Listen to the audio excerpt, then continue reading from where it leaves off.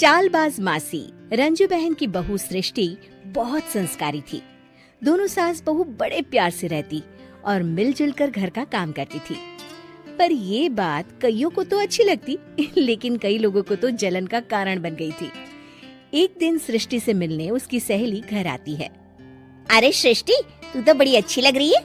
यहाँ तो घर का सारा काम करते करते हालत ही खराब हो जाती है। अपने ऊपर ध्यान देने का वक्त ही नहीं मिलता। तू तो बड़ी किस्मत वाली है।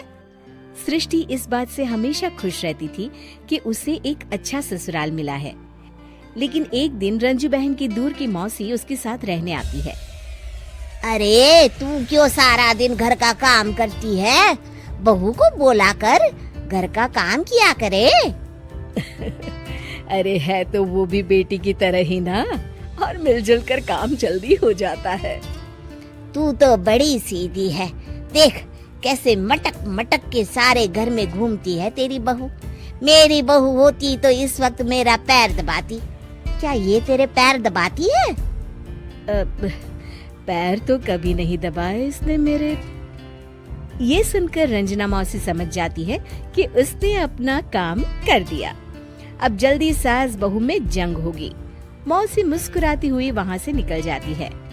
एक दिन रंजना मौसी सृष्टि से कहती है, तुम्हारे कान के झुमके तो बड़े सुंदर लग रहे हैं। जरूर तुम्हारी सास ने दिए होंगे। नहीं मौसी, मेरी माँ ने दिए हैं। अच्छा, फिर तेरी सास मुझे क्यों कह रही थी कि ये झुमके उसने तुम्हें दिए हैं? उसे झूठ नहीं बोलना चाहिए था। वैसे तुम्हारी सास ये भी कह रही थी कि तुम्हें खाना बनाना नहीं आता, तभी उस बेचारी को सारा दिन तुम्हारे साथ काम करने के लिए किचन में लगना पड़ता है। ऐसी तो कोई बात नहीं है। मुझे खाना बनाना नहीं आता। अरे मैंने तो खुद उन्हें खाना बनाना सिखाया है मौसी। रंजना मौसी वहाँ से चली जाती हैं।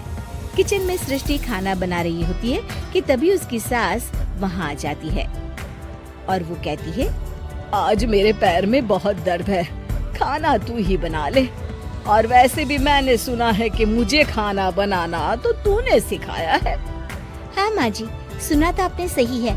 वैसे मैंने भी बहुत कुछ सुना है, लेकिन क्या बोलूं। दोनों सास बहू को झगड़ते देख बाहर खड़ी रंजना मौसी मुस्कुराने लगती है।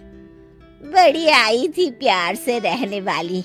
इन्हें कोई बताए सास कभी माँ नहीं बन सकती और ना ही कभी बहू बेटी। शाम को रंजना मौसी सृष्टि को बुलाती है। अरे सृष्टि बेटा, जरा एक कप चाय तो दे दे। मौसी, चाय आप माँ जी से ही ले लीजिए, मैं किचन में पैर भी नहीं रखूंगी। वैसे भी मुझे कहाँ आता है चाय बनाना। तभी वहाँ रंजू आ जाती है। वो सृष्टि की बात सुन लेती है। हाँ बहू रानी, तुझे तो कुछ नहीं आता। रंजना, तो तू एक काम कर, तू ही चाय बना ले। और हाँ, सृष्टि को भी चाय दे देना। इसे क्या लगता है ये चाय नहीं बनाएगी तो क्या हम चाय नहीं पिएंगे? अरे हम पिएंगे भी और पिलाएंगे भी। रंजना मौसी थक कर उठती है। ठीक है रे रंजू दीदी, आप जैसा बोले।